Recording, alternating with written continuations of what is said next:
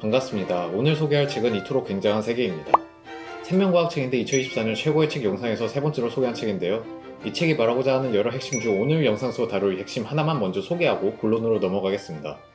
오늘의 핵심은 인간 중심으로 다른 생명체를 대하는 걸 멈추고 그 생명을 중심으로 생각해보자입니다. 그걸 위해 책에서는 다양한 동물이 살아가는 세계와 감각, 우리 인간이 끼치는 부작용 등을 설명합니다. 저자는 우리가 다른 동물이 된다는 게 어떤 기분일지 이해시키기 위해서도 이 책을 집필했는데 우리 인간이 체험하는 세상은 오감에만 갇혀있다 말하며 동물이 어떻게 세상을 체험하는지 설명합니다. 시작부터 지구를 이해하는 새로운 방식이라 말하는데 제독해보니 이 문구가 딱 맞더라고요. 먼저 제가 제목과 썸네일에 넣은 개와 유모차를 설명하겠습니다. 우선 개에게 후각은 어떤 역할을 하는지 아셔야 합니다. 개에게 후각은 우리 시각처럼 세상을 체험하는 주 감각입니다.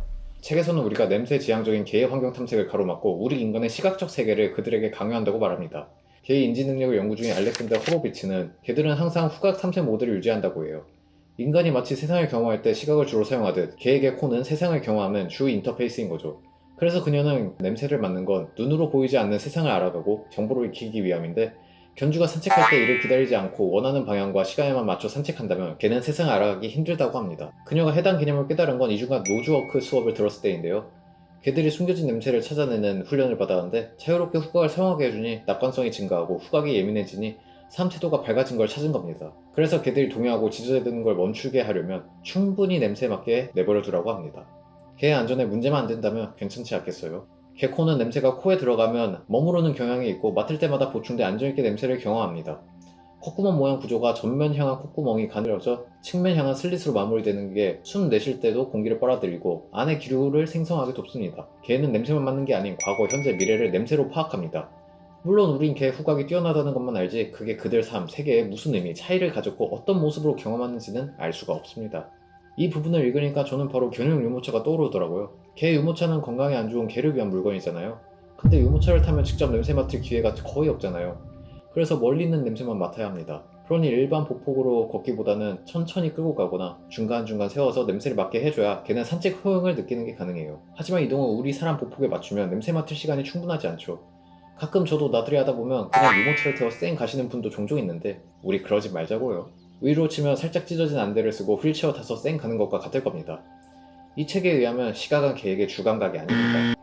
우리도 청각, 후각 다 쓰지만 시각이 주인 것처럼요. 그래서 저는 유모차를 사용하는 견주님들에게 말씀드리고 싶은 게 유모차가 필요한 공간에 가는 게 아니시라면 건강한 개는 목줄 채워 직접 걷게 해 세상을 체험하게 해주시고 유모차에 태워 산책하신다면 중간중간 세우거나 천천히 가며 냄새를 음미하게 해주다가 무언가에 흥미를 느꼈을 때라든지 가끔씩 꺼내줘서 냄새를 맡아 즐기게 해주는 걸 추천합니다. 내가 겪는 현상이라는 건 결국 각자 생명체가 지닌 감지 능력에 따라 다른 거잖아요.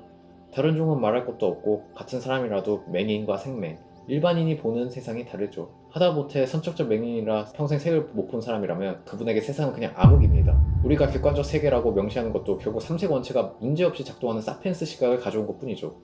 색깔은 주관적이지 개념이 아닙니다. 뒷반사일 뿐이죠. 생명이신 분은 삼색 원체 중 하나가 문제가 있어 일반인이 보는 색의 약 1%밖에 못 보세요. 반대로 종을 넘어가면 새는 보통 사색형 색각자를 가졌기에 우리가 일반 새들이 보는 색의 한참 일부밖에 못 봅니다. 하지만 새들이 보는 세상을 일부 구현하고 설명해도 그걸 우리가 완전히 받아들이긴 힘들 겁니다. 말 그대로 그건 완전히 다른 차원의 색깔을 보는 것과 같으니까요.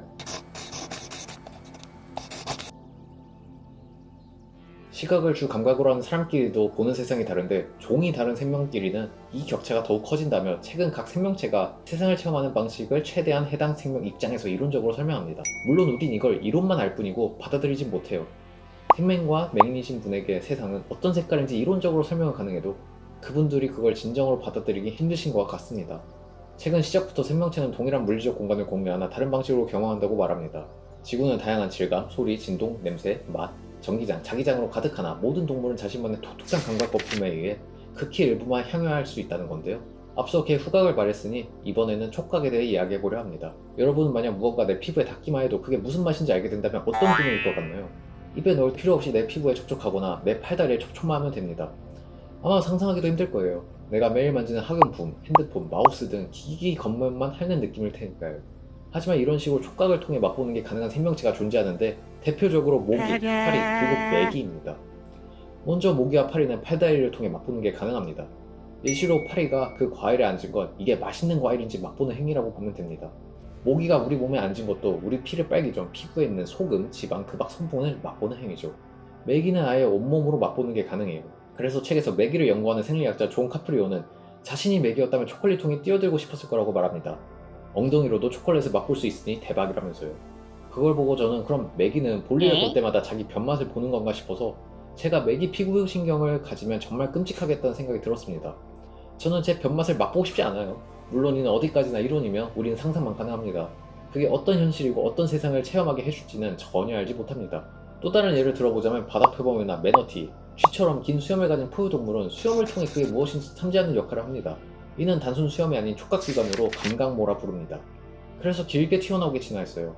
그중 바다표범은 긴 수염은 수염에 닿은 게 단순히 무엇인지를 넘어 그게 무엇이었는지까지 탐지하는데요. 수염이 계속 제 역할을 하기 위해 차가운 물에서도 따뜻하게 유지시킵니다. 수염으로 형태와 질감을 구별하고 물속 진동을 감지하고 장애물을 피하게 해주죠. 그래서 물속에서 헤엄치는 물고기 흔적을 탐지합니다.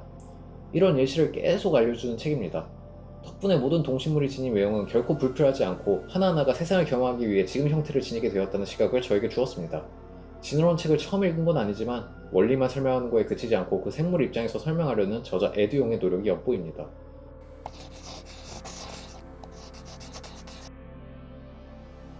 이 책은 인간에게 겸손함을 주는 책이기도 합니다. 어떻게 우리가 생태계 피라미드 꼭대기를 차지할 수 있었냐 질문하면 그냥 우리가 더 우월하니까라는 시각도 있잖아요. 그래서 얕잡아 보기도 하고 내세울 게 없는 생명체를 느끼기도 하죠. 과거에는 모든 동물이 우리와 같은 시각과 감각으로 세상을 봤을 거라 믿었거든요. 하지만 해당 책은 각 동물이 지닌 인간은 없거나 인간보다 뛰어난 감각을 설명하며 이들이 무능력하지 않은 자연의 신비로운 우리 이웃이라 말하고 자만하지 않게 해줍니다.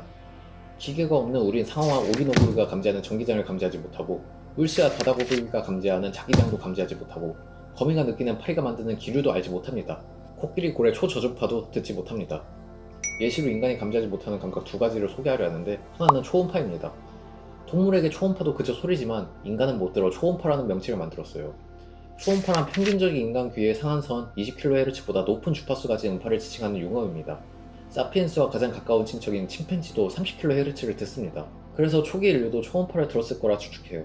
물론 인간만 못 듣는 건 아니고 대다수 포유류는 잘 듣는데 인간은 못 듣는다는 겁니다. 두 번째는 자외선을 보는 능력입니다. 색깔을 보는 동물 대부분은 자외선을 보지만 인간은 이를 못 봅니다. 자외선을 뜻하는 울트라바이올렛도 라틴어로 보라색 너머를 의미하거든요. 즉 무지개를 보면 우린 보라색까지밖에 못 보는데 수정체가 일반적으로 자외선을 차단하기 때문입니다.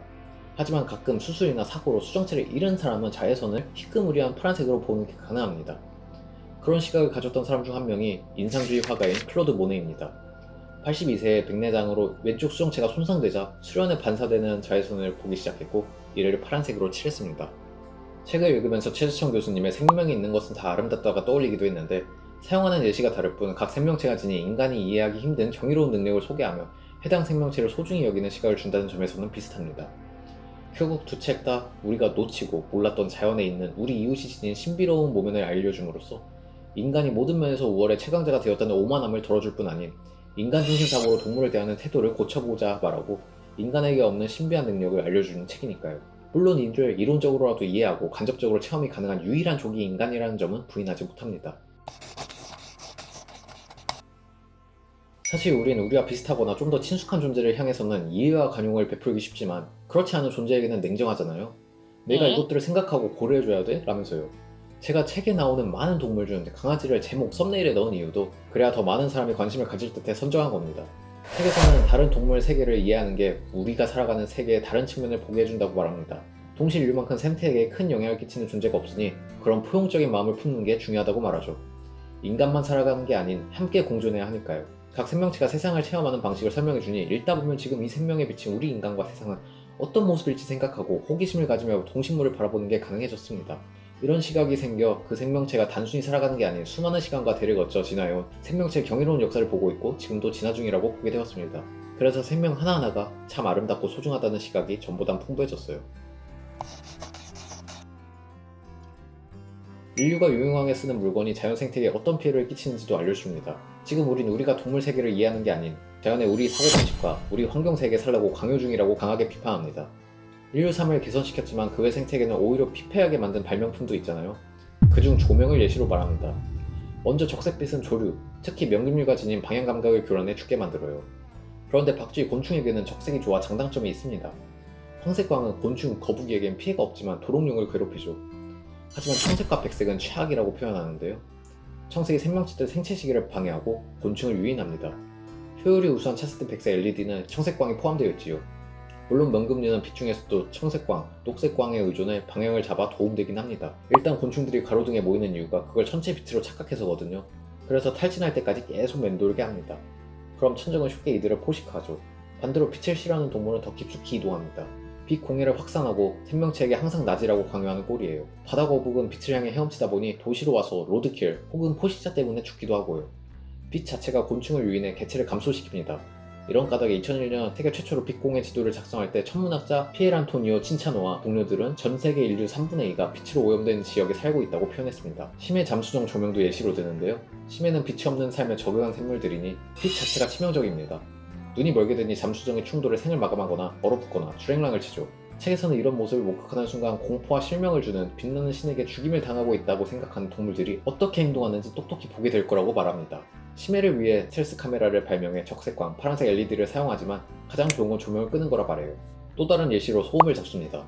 소음이 생명체끼리 소통을 방해합니다. 소음이 키면 소통을 위해 더 크게 소리내게 하니 그만큼 포식자에게 사냥을 잘 당하니 개체 수가 줄어들고 결국 소리를 작게 내거나 안 내니까 교류와 짝짓기를 못하니 저절로 산란 방해 등을 낳아 개체 수가 감소합니다. 혹은 다가오는 포식자 소리를 소음 때문에 눈치채지 못해 위험을 찾는데 더 많은 시간을 보내고 먹이를 찾는데 더 적은 시간을 보내고 있죠. 결국 체중이 감소하고 체력이 약해집니다. 바다에서는 유조선이 내는 소리가 바다 저주파 소음 수준을 32배로 높여 거기 사는 고래와 개, 갑오징어 등이 스트레스를 받고 먹이 찾기가 섭식을 멈추게 만들죠. 물론 몇몇 동물은 인간이 내는 빛, 소음에 맞춰 번성하고 덜 피해받게 진화 중이기도 합니다. 가로등빛 아래 집을 만든 거미라든지 포식자 박쥐가 사라져 편하게 노래를 부르는 수컷 퉁가라 개구리 같은 예시가 존재하지요. 하지만 우리 인간이 생태계 전체에 미친 고통이 크다는 건 부정하지 못합니다. 결국 우리가 하는 행위에 맞게 진화 중인 거니까요. 그래서 책에서는 인간은 덜 민감한 종, 더 작고 덜 다양한 개체군을 양상 중이다 라고도 표현합니다. 우리가 다양한 생태계를 균일하게 만들고 있다는 거죠.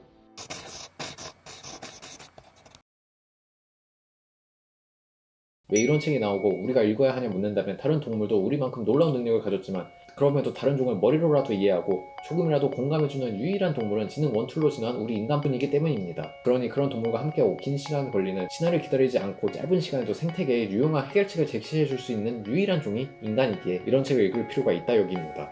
방금 인간 우월성을 말했지만 이건 결국 우월성이 아닌 다양성을 설명하는 책이라고 저자가 초반부터 소개합니다. 다양한 생명체는 왜 다르게 세상을 보고 느끼고 살아가게 진화했나 실마리를 주지요. 그렇다고 이 책은 각 동물이 지닌 기관은 모두 어떠한 역할을 하고 왜 그런지 알고 있다고 말하는 책은 아닙니다. 뭐뭐인 것 같다라고 추측하는 내용도 많고 왜 그렇게 진화했는지 모른다고도 솔직히 말합니다. 예시로 가리비 이야기가 나오는데요. 가리비는 100개의 눈을 가졌고 각각 눈이 높은 해상도를 가졌음에도 후각이 세밀한 주 탐색 감각이고 시각은 조잡한 전신 탐지 감각인 것 같다고 합니다. 인간은 앞서 말했듯 주 탐색 감각이 시각이고 후각은 포함한 나머지는 보조 감각이죠. 그런데 가리비는 시각이 보조 감각이면 왜 이렇게 많은 눈이 있게 심지어 그 많은 시각 정보를 처리하게 버거운뇌를 가졌음에도 좋은 눈을 진화시켰는지는 미스테리라고 합니다. 박쥐가는 방향 정의 기원, 박쥐 뇌와 작용은 물론 박쥐 자체 기원도 불분명하다고 설명해요. 또 모든 생물은 전기 감각을 가지고 있었는데 왜 다수 생물은 전기 감각을 상실했는지도 알지 못합니다. 우리가 느끼지 못할 뿐 모든 생물은 물에 잠길 때 전기장을 생성하니 책에서는 자연환경에서 정적 요령은 살아있는 자의 증표라고도 표현합니다. 참고로 가장 신비한 동물 중 하나인 오리너구리는 이 능력을 잃었다가 지금은 되찾아서 브리로 전기장 감지가 가능합니다. 어떻게 되찾았는지는 알지 못합니다. 그냥 잃었다가 되찾았다고만 알 뿐이죠. 결국 우리가 지금까지 걸어온 과학은 아직 우리 지구 주민의 모든 비밀을 풀지 못했다는 겁니다.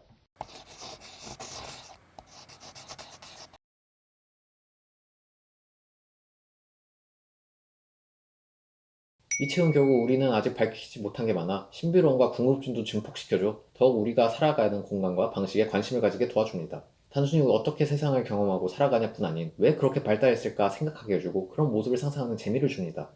저자는 동물의 환경 세계를 제대로 평가하는 것이 얼마나 어려운지 꾸준히 강조합니다. 그건 본질적으로 주관적이고 우리가 지닌 감각과 경험선에서만 상상이 가능해 그걸 가로막기 때문인데요. 그래서 동물 감각은 오해 소지도 많고 잘못된 방법으로 연구되기도 쉽습니다. 이쯤에서 오늘 영상 핵심과 제목 썸네일을 다시 한번 강조하겠습니다. 질문은 강아지 전용 유모차를 어떻게 사용해야 강아지에게 좋은 물건이냐죠. 사람 입장이 아닌 강아지 입장에서요. 해당 책이 지닌 진짜 역할은 이제 다른 생명체를 대할 때 우리 경험에서 나온 생각이 맞을 거란 믿음을 멈추고 인간 중심이 아닌 그 생명을 중심으로 생각해보자는 책입니다. 정말 그들이 필요한 게 무엇이고 어떤 삶을 사는지 바라보고 존중하며 함께 공존하자는 거죠. 왜 우리 인간이 그래야 하냐고 묻는다면 저자는 말합니다.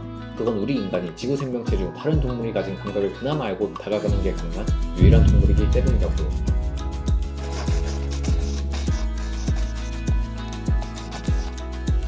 오늘 영상 2024년 올해의 책 영상에 유일하게 댓글 달아주신 신빈님이 이 책에 관심을 가져주시는 걸 보고 제작하기로 결심했습니다. 이걸 보실지 모르겠지만 부디 이 책에 대한 흥미, 꼭 이미 읽으셨다면 더 깊게 이해하는데 도움되셨기를 바랍니다. 특히 오늘 책은 반려인이거나 동물과 함께하는 직업에 종사하시면 꼭 읽어보셨으면 합니다. 그럼 오늘 영상은 여기서 마치겠습니다. 다음에도 좋은 영상으로 찾아올 테니 또 만나길 기대하겠습니다. 지금까지 책 읽는 백수였습니다. 감사합니다.